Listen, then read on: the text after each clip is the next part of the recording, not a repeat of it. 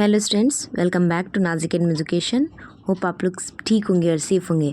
अगर ठीक नहीं भी है तो अभी ठीक हो जाएंगे, ठीक है। टेंशन लेने की बिल्कुल ज़रूरत नहीं है। आपने वीडियो क्लिक किया है यानी कि आपको सारी डिटेल बता दूंगी मैं, इम्प्रूवमेंट। और आप अगर फेल भी हो गए ना तो कोई बात नहीं है, ठीक है। सॉल्यूशन है, बस क्या है, आपको टेंशन नहीं लेना है। So don't worry and let's start. इससे रिगार्डिंग जो इम्प्रूवमेंट एग्ज़ाम है आपका, HSC बोर्ड हो या SSC बोर्ड हो, डोंट केयर, ठीक है। टेंशन ही मत लो। मैं आपको बता रही सॉल्यूशन, बस उसे फॉलो कीजिए और सॉल्व कीजिए प्रॉब्लम। और दिमाग में टेंशन लाना ही नहीं है। और JEE दे रहे हो या नीट दे रहे हो, 12th के हो तो क्या करना है, आपको प्रिपरेशन करते रहो, ठीक है। रुकना नहीं, क्योंकि आपको प्रूफ करना है ना। देखो, ऐसे सिचुएशन में अगर आप मान लो कि फेल हो भी गए हो, कोई बात नहीं ना। आप ये सोच रहे होंगे, पेरेंट्स घर वाले चिल्ला रहे हैं, क्यों तेरे से क्यों नहीं हुआ, ऐसा क्यों नहीं हुआ, वैसा क्यों नहीं। कोई बात नहीं, अगर नहीं साथ दे रहे तो और अच्छी बात है ना। आपके पास चांस है आपको खुद को प्रूव करने का कि आप अच्छे से अपनी जो गोल इसको क्रैक करके उनको दिखा सकते हो, उनको प्राउड फील करा सकते हो, ठीक है।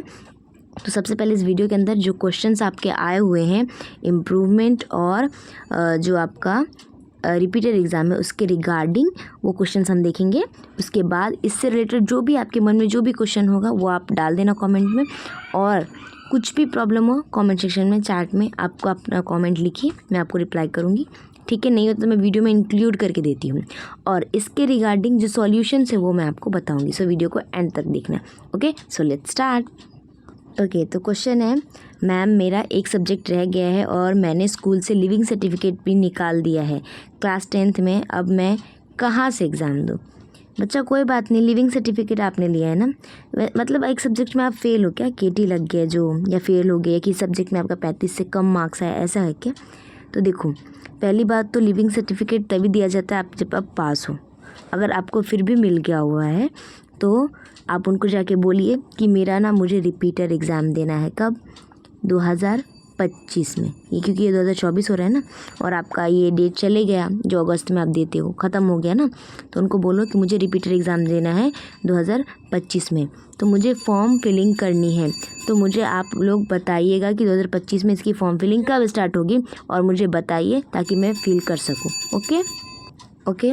और नहीं भी होगा ना तो मैं डेट बता दूंगी, जब इसका 2025 का फॉर्म फिलिंग का डेट आएगा ना, उनको वो पैसे लेंगे, लेकिन आपका ये काम करके देंगे आपके स्कूल से ही, ठीक है। कहीं मत जाना, आपके स्कूल से ही, ठीक है। आप एक सब्जेक्ट में फेल हो ना, फिर भी हो जाएगा काम, ठीक है, टेंशन मत लो, ओके।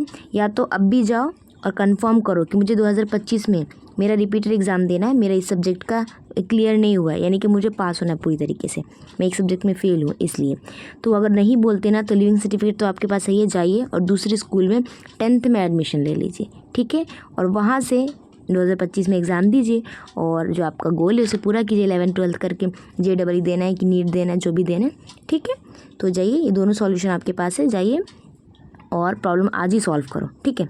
बता दी ना आपको सॉल्यूशन, जाइए और सॉल्व कीजिए। So all the very best for your future. Ma'am मैंने प्रैक्टिकल बुक फेंक दी है, अब क्या करूं। अच्छा, यानी 11th 12th वाले हो, 12th वाले हो ना। कोई बात नहीं, फेंक दिया है ना फेंका क्यों था पहले ये बताओ। कोई बात नहीं, फेंक दिए। इसका भी सॉल्यूशन है। आपके जो फ्रेंड्स होंगे ना उनको पूछो, आपके पास जो भी सब्जेक्ट का प्रैक्टिकल बुक नहीं है, मैथ्स हो, फिज़िक्स हो, केमिस्ट्री हो या बायोलॉजी हो, किसी का भी नहीं है, उनको बोलो कि मुझे ये सब्जेक्ट का प्रैक्टिकल बुक दे, ठीक है। उनसे लो, ओके। और आपके ना जो सर्टिफिकेट पेज होता है ना, उसके ऊपर आप अपना नेम और जो सीट नंबर होता है ना, उन दोनों को चेंज कर देना, ठीक है। ये काम कर जाएगा, ओके। एक ये हो गया, देखो सॉल्यूशन बता रही हूँ ठीक है, कर लेना, ओके। और फर्स्ट पेज भी जो रहता है, जब आप पेज ओपन करते हो फिज़िक्स की, केमिस्ट्री की, बायोलॉजी की, मैथ्स की, तो वहाँ पर भी नेम और रोल नंबर चेंज करने होते हैं। रोल नंबर यानी कि जो आपका सीट नंबर रहता है उसमें वो लिखने रहते। तो जाइए और चेंज कर लीजिएगा और 2025 में एग्ज़ाम दीजिए, ठीक है।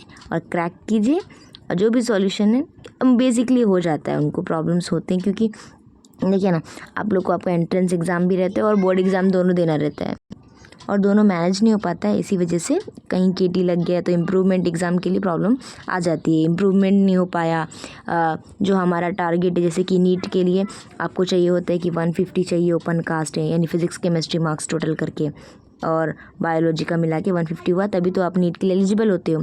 और JEE है तो 75% चाहिए आपको, ताकि आप एग्ज़ाम में बैठ सको।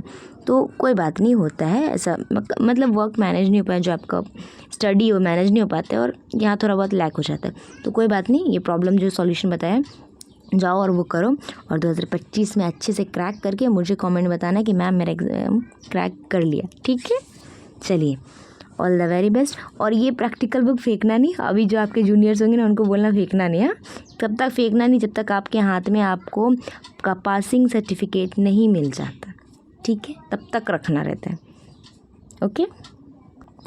ओके, अब आते हैं, एक और क्वेश्चन है। मैम मैंने जुलाई में भी इम्प्रूवमेंट दिया है, मैं फेब में भी दे सकती हूँ क्या इम्प्रूवमेंट? प्लीज़ रिप्लाई, मुझे 75% क्राइटेरिया क्लियर करना है। हाँ बच्चा, दे सकते हो, क्यों नहीं दोगे, आपकी मर्ज़ी है। आपके पास 2 चांस रहते हैं। आपने 2024 में बोर्ड एग्ज़ाम दिया है अपना, यानी कि अभी आपका जो अगस्त है इसमें आपका रिज़ल्ट आया होगा, हो सकता है आपका रिज़ल्ट क्लियर नहीं हो, इसीलिए आप 2025 में देना चाहते हो, है ना। तो फैब में जब आपका ये आएगा ना फॉर्म फिलिंग की डेट, तो आपके चैनल पर अपडेट वैसे भी मिल जाएगी। लेकिन आपका जो कॉलेज जहाँ से आपने 12th किया है ना, वहाँ जाना और उनको बोलो कि जब भी मेरे फॉर्म फिलिंग की डेट आएगी मुझे बताना, ठीक है। यानी कि उनको बोलो जाकर टीचर्स को कि जो आपने ग्रुप बनाया है ना इम्प्रूवमेंट एग्ज़ाम वाला, उसमें मुझे ऐड कीजिए, मैं रोज़ रोज़ नहीं आऊँगी कॉलेज। और टीचर्स करते हैं, ठीक है, तो डरना नहीं वहाँ पे। पहली बात उनको बोलना मैम, अच्छे से रिस्पेक्टफुली, यार थोड़ा, क्योंकि आपको भी तो काम करना है, करवाना है कि नहीं, तो रिस्पेक्टफुली उनको, वैसे भी आप लोग रिस्पेक्ट तो करते हो, तो बोलना मैम मुझे ना 2025 में मेरा इम्प्रूवमेंट एग्ज़ाम देना है, ठीक है, तो मुझे आप प्लीज़ ग्रुप में ऐड कर सकते हो, जो आपने इम्प्रूवमेंट एग्ज़ाम वाला ग्रुप बनाया होगा उसमें, ताकि जो मैं अपने एग्ज़ाम की स्टडी भी कर सकूँ। रोज़ाना आने से मुझे प्रॉब्लम होगी क्योंकि मैं दूर रहती हूँ, ऐसा, ठीक है। उन लोग ऐसे बेसिकली क्या बोलते हैं आपको कि आके पता कर लिया करो, तो उनको बोलना मैम मैं कैसे आऊँगी हर दिन, प्लीज़ आप मुझे ऐड कर लीजिए, और जो भी इन्फॉर्मेशन होता है इम्प्रूवमेंट एग्ज़ाम के रिगार्डिंग अपने कॉलेज में जो आएगी वो आप इस ग्रुप में शेयर कर दोगे तो मुझे भी मिल जाएगा, ठीक है, और मेरा टाइम भी वेस्ट नहीं होगा। तो उन लोग समझते हैं और ऐड कर देंगे आपको ग्रुप में, ताकि आपकी प्रॉब्लम भी सॉल्व हो जाएगी, और इम्प्रूवमेंट एग्ज़ाम के रिगार्डिंग आपकी जो भी प्रॉब्लम होगी वो सॉल्व हो जाएगी, क्योंकि आपको अपडेट मिलते रहेगा आपके ग्रुप में। ओके, और बच्चे 75% यानी कि आपको JEE देना है क्या?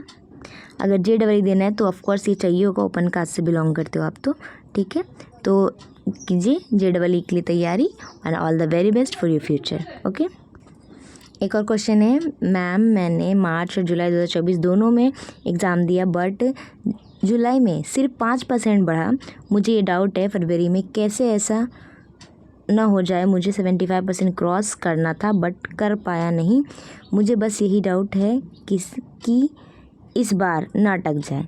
बच्चा आपने जुलाई 2024 में दिया और नहीं हुआ है आपका, राइट, तो 2025 में दीजिए और क्लियर कीजिए। और क्यों अटकेगा, आप उतनी प्रिपरेशन कर लीजिए ना, इतनी मेहनत कर लीजिए कि आपको क्लियर करना ही है।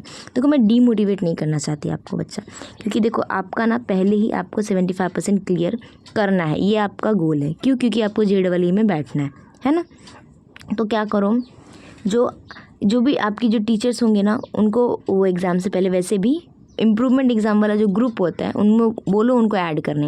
और वो ना क्या करते हैं, जो रेगुलर स्टूडेंट होते हैं ना उनके साथ आपको उनको देखो क्वेश्चंस दिए जाते हैं, जैसे कि इंपॉर्टेंट क्वेश्चन ये है वो, तो वो आपको भी देंगे, ठीक है। तो उसके रिगार्डिंग तैयारी करो और अच्छे से करो। मोस्टली आपका मैथमेटिक्स है, मैथमेटिक्स तो बहुत अच्छे से आप लोग पढ़ कर ही लेते हो यूट्यूब से ही, है ना। फिज़िक्स भी हो जाता है आपका, केमिस्ट्री भी हो जाता है, तो तीनों को ही अच्छे से प्रिपेयर करो। इवन सारे सब्जेक्ट का आपको मार्क्स चाहिए होते हैं, तो सारे तो हो ही जाएंगे। इंग्लिश तो इजीली आप कर लोगे। ओके, तो करो कंप्लीट, 75% कंप्लीट कीजिए और जाइए JEE को क्रैक करिए। और क्या करना है, कमेंट में हमें भी बताना है कि आपने क्रैक किया या नहीं, ठीक है। यानी 2025 में क्लियर होगा ही आपका, नहीं का सोचना ही नहीं है, क्या क्लियर करना है 2025 में कैसे भी आपको आपका ये इम्प्रूवमेंट एग्ज़ाम, यानी 2025 में आप दे के फरवरी में क्लियर करके उसी साल JEE भी का फॉर्म भर रहे हो आप, ठीक है। So all the very best for your future. यानी कि और कोई बात नहीं ना, अभी जुलाई में आया, अगस्त में रिज़ल्ट 5% बढ़ा, कोई बात नहीं, इट्स ओके, ठीक है, होता है। देखो मेरे एक फ्रेंड से मतलब जब हम थे ना तो हमारे टाइम में भी ऐसा हुआ था, तो उनके ना क्या हुआ कि जो परसेंटेज होते हैं ना, तो उनको नीट देना था, तो क्राइटेरिया क्लियर नहीं हो रहा, तो 150 टारगेट होता था तो 149 पे अटका, 148 पे अटका था। अभी इससे क्या बोलूँ, इससे ज़्यादा। और नीट के लिए आपको पूरा राउंड फिगर 150 चाहिए होता है, और हम सब ओपन कास्ट से बिलोंग करते थे, तो नहीं हुआ, होता ही नहीं। तो जब हमने अगेन दोबारा जब दिया ना नेक्स्ट ईयर में, तो सब ने क्लियर किया ऐसा, ठीक है। तो होता है, तो सम टाइम आपके लक भी मैटर करते हैं ना, इसलिए। तो अब मुझे यकीन है आप बहुत अच्छे से प्रिपरेशन करोगे और 2025 में क्लियर करके JEE में बैठोगे। So all the very very best for your future, okay. और डीमोटिवेट नहीं होना, ठीक है। घर वाले कुछ भी बोल रहे मत सुनो, फिलहाल डांट पड़ रही है ना, चुपचाप उनकी बात सुन लो, हाँ।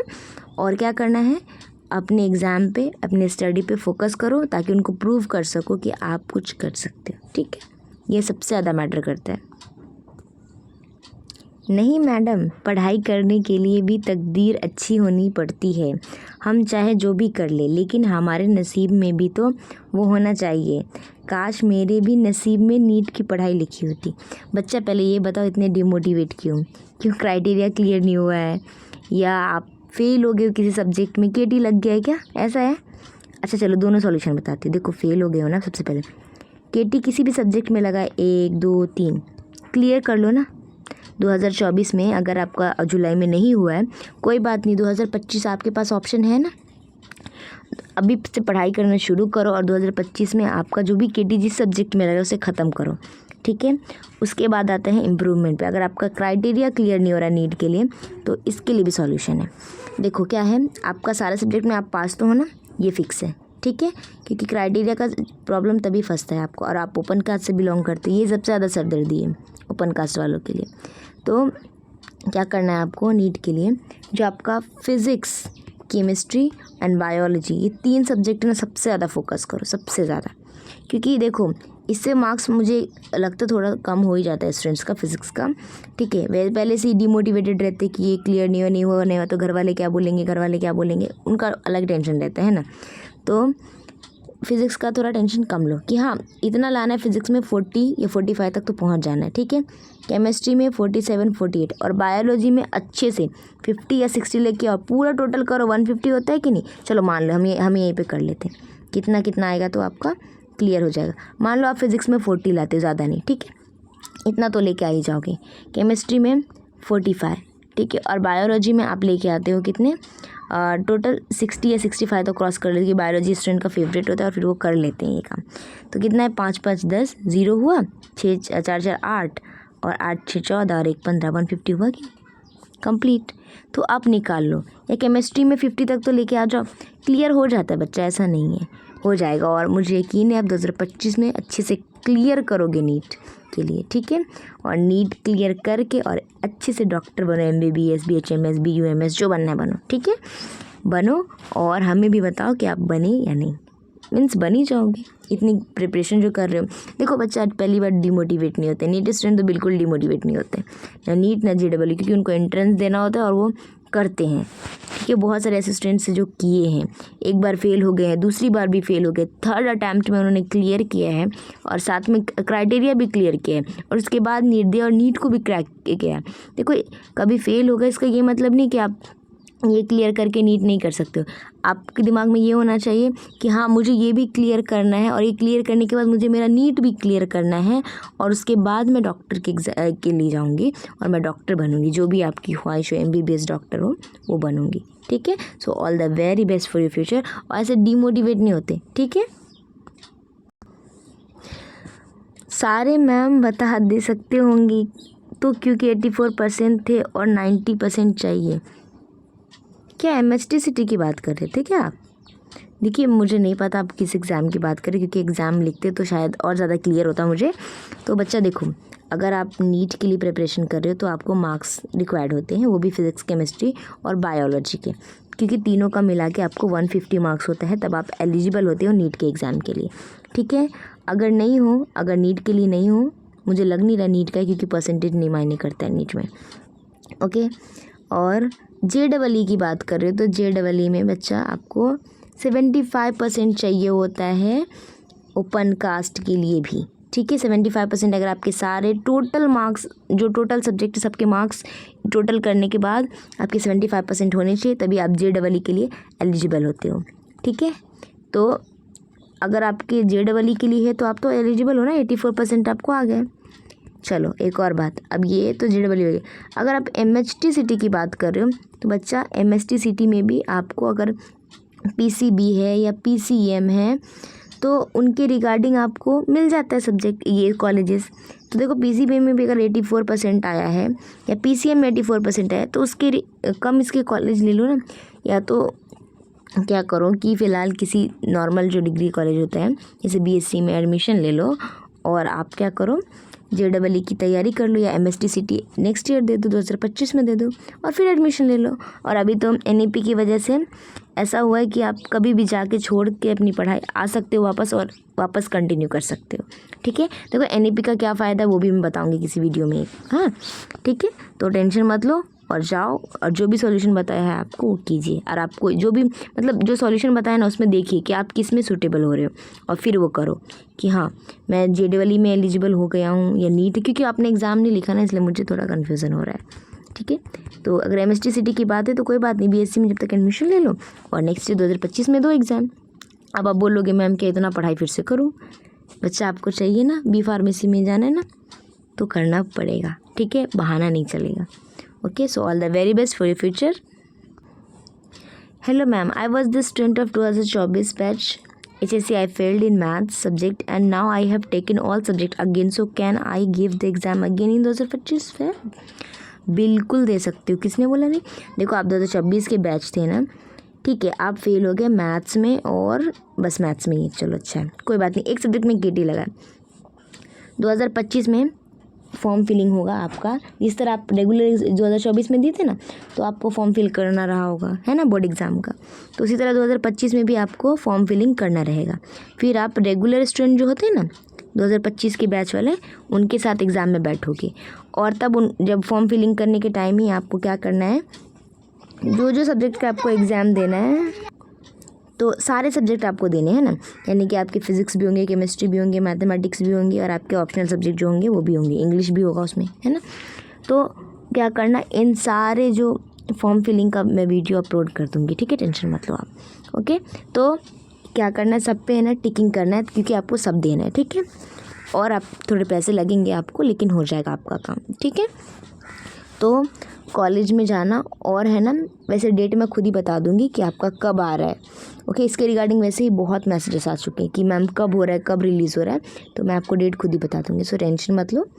तो 2025 में आप फरवरी में एग्ज़ाम दे सकते हो और आपका इम्प्रूवमेंट का जो भी प्रॉब्लम है, इम्प्रूवमेंट है, उसे क्लियर कर सकते हो, यानी कि वापस रिपीट हो रहे हो ना आप, तो रिपीटर का एग्ज़ाम कहलाओगे आप, क्योंकि आप फेल हो। जो देखो जो एक सब्जेक्ट में ही फेल होता है ना उसको ना रिपीटर स्टूडेंट्स कहा जाता है, और जो एक भी सब्जेक्ट में फेल नहीं है और उसे अपने मार्क्स इंक्रीज़ किए जाते हैं उसे इम्प्रूवमेंट स्टूडेंट्स कहा जाता है।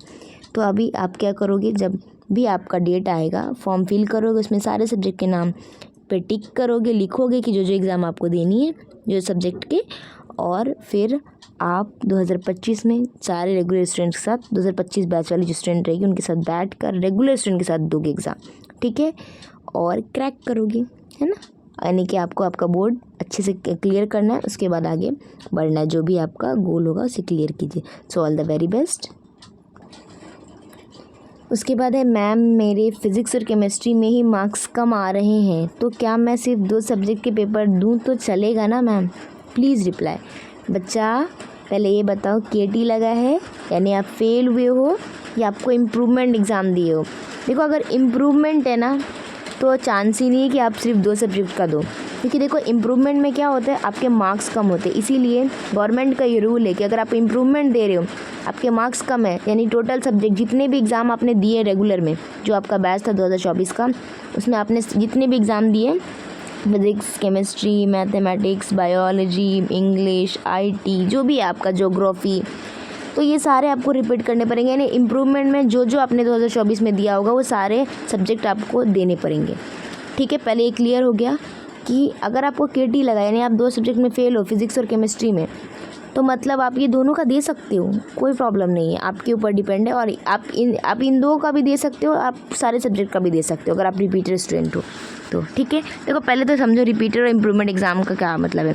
रिपीटर स्टूडेंट वो होता है जो किसी भी सब्जेक्ट में फेल हुआ हो, उसे रिपीटर स्टूडेंट कहा जाता है। और इम्प्रूवमेंट स्टूडेंट उसे कहा जाता है जिसे अपना मार्क्स सिर्फ इम्प्रूव करना होता है। ओके, यानी कि वो फेल नहीं होता किसी भी सब्जेक्ट में। दो ये मतलब समझ में आया। यानी कि अगर आप फिजिक्स केमिस्ट्री में केटी लग गया है तो कोई बात नहीं, आप 2025 में जब फॉर्म फिलिंग करोगे ना तो आप सिर्फ फिजिक्स और केमिस्ट्री लिखना, सब्जेक्ट कोड लिखना बस। और आपको जब हॉल टिकट आएगा तो उस दिन डेट पे जाके क्या करना है, एग्ज़ाम देकर आना है, बस ख़त्म बात। फिर आपको रिज़ल्ट आ जाएगा। हाँ चलो, ये भी क्लियर हुआ। And all the very best for your future. अगर इम्प्रूवमेंट के लिए हो ना तो बच्चा सब में देना पड़ेगा, सब देना पड़ेगा, फिजिक्स केमिस्ट्री मैथमेटिक्स बायोलॉजी, आपका सब्जेक्ट के अकॉर्डिंग। यानी आपके जो सब्जेक्ट होंगे ना 2024 में आपने जिस सब्जेक्ट के दिए होंगे वो सब देने पड़ेंगे। ठीक है, चलिए all the very best for your future. अब क्वेश्चन है, मैम मैंने फ़ैब 2024 में HSC बोर्ड दिया था, 60% आया हूँ, मैं सेटिस्फाइड नहीं हूँ, तो मैंने जुलाई 2024 में इम्प्रूवमेंट दिया लेकिन फिर से 60% ही आया। तो आपका क्वेश्चन ये है ना कि 2025 में दे सकता हूँ या नहीं। बच्चा दे सकते हो, आपके पास चांस है और आप दे सकते हो। और JEE वाले हो तो 75% ज़रूरी है, कंपलसरी है। तो आपको क्या करना है, कुछ नहीं, बस फॉर्म फिलिंग फॉर्म फिलिंग जब होती है ना बोर्ड एग्ज़ाम की 2025 की, जब होगी रेगुलर स्टूडेंट की, तब आपको आपके कॉलेज से फॉर्म लेना है। उसके बाद ही आप उसमें फॉर्म फिलिंग करेंगे। वो पैसे लेंगे जितना रेगुलर वाले के लेते हैं उतना ही लेंगे, या तो उससे थोड़ा ज़्यादा लेंगे, इम्प्रूवमेंट है ना, थोड़ा ज़्यादा ले लेंगे वो, लेकिन आपका काम करके देंगे वो। ठीक है, और फिर जब हॉल टिकट आएगी तो उस डेट पे जाके आपको अपना एग्ज़ाम देना है, बस बात ख़त्म। और सारे सब्जेक्ट के देने पड़ते हैं, आपको भी पता है इम्प्रूवमेंट में, तो सारी तैयारी अच्छे से कर लीजिए और फिर दीजिए। ठीक है, और एंट्रेंस जो भी दे रहे हो उसके लिए ऑल द वेरी बेस्ट।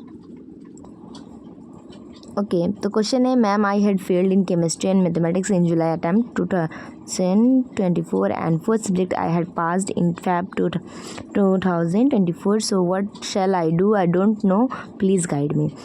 सबसे पहले बच्चा, कोई बात नहीं, हो गया ना, कोई बात नहीं, इट्स ओके। फरवरी में आप 4 सब्जेक्ट में, मतलब कितना, देखो आप बोल रहे हो कि आप केमिस्ट्री और मैथमेटिक्स में जुलाई में अटैम्प्ट किए थे, 4 सब्जेक्ट में पास हुए थे बट फेल हो गए, है ना। कोई बात नहीं, आपको क्या करना है, 2025 का रिलीज़ होगा ना फॉर्म, मैं खुद ही डाल दूँगी कब अपलोड होने वाला है। ठीक है, मैं आपको 1-2 दिन में कर दूँगी, इन्फॉर्म कर दूँगी, चैनल पे वीडियो आ जाएगा कि है ना आपका जो बोर्ड एग्ज़ाम का फॉर्म है वो कब आने वाला है। तो 2025 वाला जो स्टूडेंट होते हैं ना बैच, जैसे आपकी 2024 थी, उसी तरह 2025 की जो स्टूडेंट्स होंगे रेगुलर, उनके साथ आपको एग्ज़ाम देने मिलता है। तो आप जब फॉर्म फिलिंग करोगे ना तो आपको क्या करना पड़ेगा, आप सिर्फ केमिस्ट्री और मैथमेटिक्स का भी दे सकते हो, और आप चाहो तो आप 2024 में जो सब्जेक्ट का दिए थे वो सारे सब्जेक्ट को दे सकते हो। ठीक है, तो डिपेंड आपके ऊपर करता है। सो प्लीज़ क्या करना है, आपको ये दोनों ही देना है या इम्प्रूव, यानी आपको सारे सब्जेक्ट में मार्क्स इंक्रीज़ करने, तो वो आपके ऊपर डिपेंड है। ठीक है, तो वो आप उसके अकॉर्डिंग लिखोगे, है ना, क्या करोगे उसके अकॉर्डिंग आप अपना जो भी है फॉर्म के अंदर वो लिखोगे। मैथमेटिक्स रहेगा, केमिस्ट्री रहेगा, फिजिक्स रहेगा, ये और अदर सब्जेक्ट रहेंगे अगर आपको इम्प्रूव करना है पूरे सब्जेक्ट में तो। और रिपीटर में जाना है, ऐसे तो आप रिपीटर ही कहलाओगे क्योंकि आपको क्या है 2 सब्जेक्ट में KT लग गए, यानी कि आप 2 सब्जेक्ट में फेल हो। बट कोई बात नहीं, अगर आप इन दोनों का देना चाहो सिर्फ, तो सिर्फ इन दोनों का ही दे सकती हो।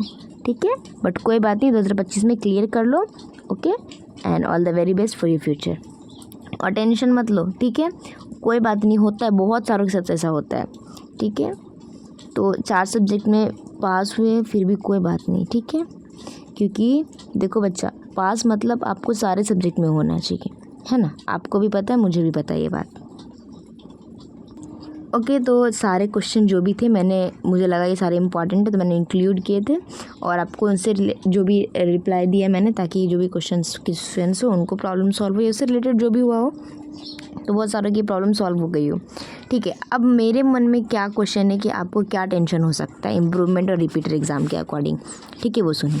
सबसे पहले बच्चा देखो, रिपीटर और इम्प्रूवमेंट दोनों में ना डिफरेंस होता है, तो दोनों को मिक्स मत करो। ठीक है, अब पहले ये समझो कि इम्प्रूवमेंट और रिपीटर होते क्या है। सबसे पहले देखो, ये रिपीटर स्टूडेंट पता है कौन होते हैं, जिसको एक भी सब्जेक्ट में KT लगाओ, एक भी सब्जेक्ट में, वो इसमें काउंट हो जाता है। ठीक है। और इम्प्रूवमेंट क्या होता है, वो सारे सब्जेक्ट में पास है लेकिन उसके जो परसेंटेज है वो कम आए हो, ठीक है, परसेंटेज कम आए हो, इसीलिए वो इम्प्रूवमेंट में, ठीक है। तो रिपीटेड स्टूडेंट जो भी सब्जेक्ट में आपको केटी लगा है ना, जैसे कि फॉर एग्जांपल मैं अगर फिज़िक्स के स्टूडेंट हो, सॉरी साइंस वाले हो तो फिज़िक्स होगा, केमिस्ट्री होगा, मैथमेटिक्स होगा, बायोलॉजी होगा, ठीक है, ये मेन रहते हैं। तो देखो फिज़िक्स में मोस्टली केटी लग जाता है स्टूडेंट्स को और मैथमेटिक्स में लगता है, बायो और केमिस्ट्री में निकाल लेते हैं, नहीं तो कभी कभी केमिस्ट्री में भी लग जाता है, ठीक है। तो क्या करना है आपको, 2025 का जब फॉर्म फिलिंग होगा ना, तो अगर आपको सिर्फ इन 2 सब्जेक्ट का ही देना है ना, जिनमें आपको केटी लगा सिर्फ उनका ही देना है, तो आप उनका भी दे सकते हो, या तो आप पूरे सब्जेक्ट का, यानी इसके साथ आपको ऑप्शनल में और रहे होंगे ना, जो बैच होगी आपकी 2024 वाली, उसमें आपने जो जो सब्जेक्ट का एग्ज़ाम दिया है वो सारे सब्जेक्ट का आप वापस दे सकते हो, ठीक है। तो ये एक हुआ गया। तो अगर आप और जिसमें सिर्फ केटी लगा सिर्फ उसका देना चाहते हो तो आप उसका भी दे सकते हो, ठीक है। तो आपके ऊपर ये एक एडवांटेज रहता है कि आपको ये ख़त्म करना होता है, ठीक है। तो ये हो गया रिपीटेड स्टूडेंट, अब समझ में आया। और देखो इम्प्रूवमेंट वालों का एक प्रॉब्लम क्या है, वो पास तो होते हैं हर सब्जेक्ट में लेकिन उनके परसेंटेज कम होते हैं। और ये कब होता है झंझट, जब आप देखो JEE देने वाले हो ना, तब आपको 75% लगता है। मोस्टली स्टूडेंट का क्या होता है, 70 पर अटक गया, 60 पर अटक गया, 65 पर अटक गया, ऐसा होता है, ओके। और या तो नीट के स्टूडेंट हो तो उनके ना, अगर ओपन कास्ट से हो तो 150 चाहिए ही रहता है आपको, फिज़िक्स केमिस्ट्री बायोलॉजी तीनों का मिलाकर, और इतना नहीं है तो आप नीट में बैठ नहीं सकते, ऐसा है। तो क्या होते हैं, बच्चे इम्प्रूव करने की कोशिश करते हैं अपने मार्क्स में, परसेंटेज में, तो क्या करते हैं वो इम्प्रूवमेंट देते हैं। और इम्प्रूवमेंट वालों का ये है कि उन्होंने जो बैच है, जैसे कि अगर आप 2024 के बैच के स्टूडेंट हो तो 2025 में आपको इम्प्रूवमेंट देना है, यानी जो फरवरी में एग्ज़ाम होगा वो देना है। तो आपको वो सारे सब्जेक्ट के एग्ज़ाम देने पड़ेंगे, आपको वो सारे सब्जेक्ट के प्रैक्टिकल देने पड़ेंगे जो आपने अपने बैच में दिया था बोर्ड में, ठीक है। यानी को आपको कुछ भी कॉम्प्रोमाइज़ नहीं होगा, सारा का सारा देना पड़ेगा, सारा ओरल सब कुछ देना पड़ेगा, ठीक है। तो ये आपके लिए एक डिसएडवांटेज होता है, बट कोई बात नहीं, आपको क्लियर करना होता है तो बच्चे कर ही लेते हैं, ठीक है। और रिपीटर वालों के लिए एक और बात बता दूं कि आपको भी प्रैक्टिकल्स की बुक कहीं फेंकनी वेकनी नहीं होती है, ठीक है, रखना होता है। और प्रैक्टिकल्स की बुक लगती है क्योंकि प्रैक्टिकल एग्ज़ाम जब भी होंगे आपको आपकी बुक्स मांगी जाती है, ठीक है, क्योंकि सीट नंबर और नेम आपका देखा जाता है उसमें, ठीक है। अगर वो कंप्लीट है तो आपके मार्क्स मिलते हैं, वरना नहीं मिलते, ठीक है। सो ये दोनों हो गया। और इसके रिगार्डिंग और क्या क्वेश्चन हो सकते हैं आपके मन में, हाँ, नीट का एलिजिबिलिटी क्राइटेरिया कैसे क्लियर करूँ। तो बच्चा इम्प्रूवमेंट एग्ज़ाम एक मात्र तरीका भी फ़िलहाल है जहां आप क्लियर कर सकते हो। और JEE वालों के लिए भी यही है कि आपको अच्छे से 75% अगर चाहिए तो मेहनत करो, उसके बाद ही आपको मिलेगा, ठीक है। तो ये दोनों के लिए आपको क्या करना पड़ेगा, इम्प्रूवमेंट देना पड़ेगा 2025 का, और क्लियर करो और उसके बाद एग्ज़ाम में बैठो, ठीक है।